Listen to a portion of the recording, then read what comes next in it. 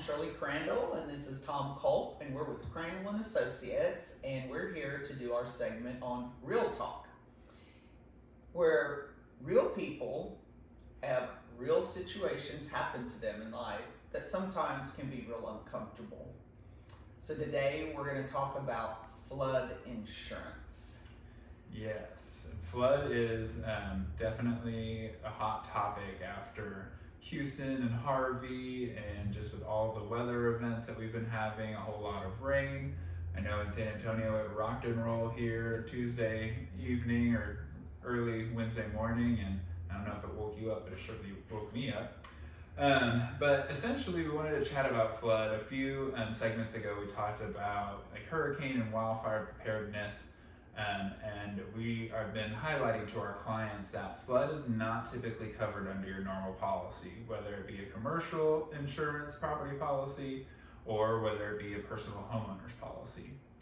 And typically the question we get asked a lot is, like what happens if a pipe bursts in my wall and it causes my house to flood? Well, that's not technically how the insurance carriers define flood. Typically, it starts with basically rising water, so water coming up, building up, and pouring into a building or structure. And so as we get more rain and these weather events, we've seen flooding that normally wouldn't happen. Some homes have been flooded that haven't been ever.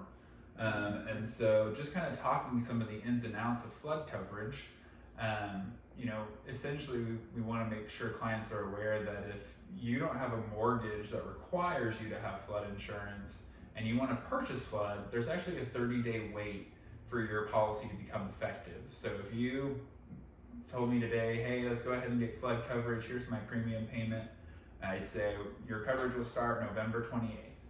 That's just how the law was written with the NFIP. But there are also private flood insurance options that have become widely available these days, and I know that the NFIP is actually doing a rate increase sometime in the next couple of months here. Well, that 30-day waiting period is so people don't buy a policy when a storm's coming in and 3 days before you're like, oh my gosh, give me some flood insurance just in case. So yeah. That's what the 30-day waiting period is for. Yeah, definitely. And so if you are ever concerned about, your location flooding, whether it be from rain, even here at our office, we're on a sort of an incline, definitely downhill. And I remember one day there was a ton of rain and water was just building right outside of where the wall starts. And so of course, me being an insurance person, I'm like, oh gosh, this is not good. We do not have flood. That is considered flood. So if you live in an area like that, or you've seen issues with your neighborhood and drainage, be sure to look into flood coverage.